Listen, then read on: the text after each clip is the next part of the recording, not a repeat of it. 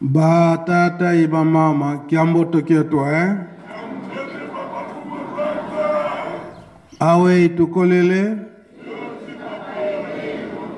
betompe tuletezi onkombo ya tata ya mwana pe tata Molimo Santo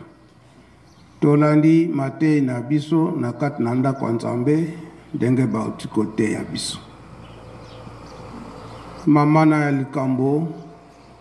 toza kolanda kaka malako ya batata na biso papa Kisolokele, papa de Alunga na pe papa de Angenda Kontima na mikolo oyo papa Kisolokele alobi te toza na file ya récupération yango eza komona ete baza koteya biso ntongo nyonso kaka na kati na Bible na kati na Bible nde baza kotangela biso manso toza komona on dirait que Bible ekomi ya sika nzokande ezali ya kala mama likambo tozala bana botosi na makambo misato batata batikeli biso bolingo mibeko pe misala pe biso nyonso tobengami bandimi papa Kisolokele alobi ete mutu na mutu mukolo oyo ekokata na mikano na biso toyebi te awa toyebi te koloba ete tozala na bobangi ya tata Nzambe Kolo Yesu tata Molimo Santo surtout tata Molimo Santo tango akozonga aya kokuta biso na position ya malamu e soki akuti yo na position ya mabe okokende wapi kolo wana avertissement ezali te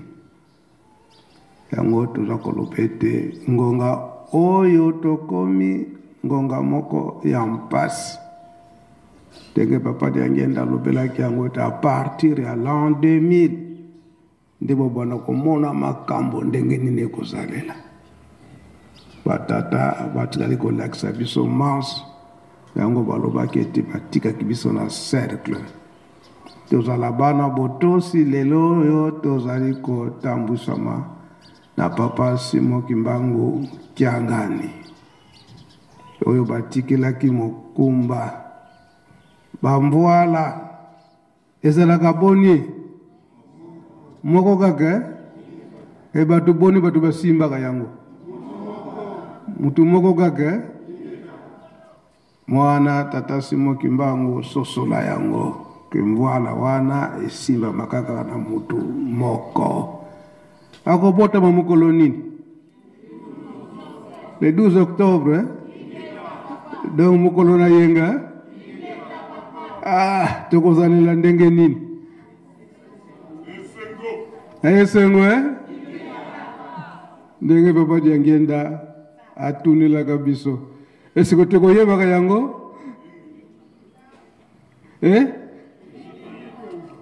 wana tokomi na dute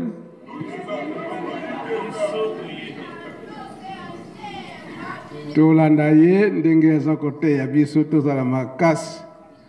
na mabondeli tomipesa mingi na misala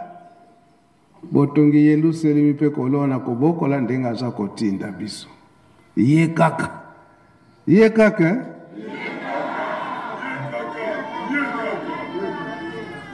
bamisusu soki bayoki ndenge wana ye kaka ntima mibebe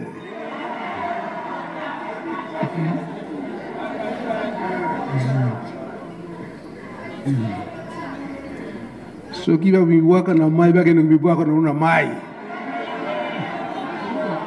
biso ye kaka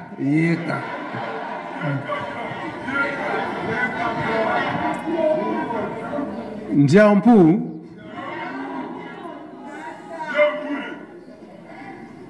yango toyokela ye tokozala na ntinsani ya 3000 francs po tokende komilengele na 10 heures bakupe esi etandami po ete tozwa bakupe na biso biso bana dirigeant oyo tokozonga tokoka kozonga tosilisi botongo lelo kombo tata mwana mpe tata molimo santo amen.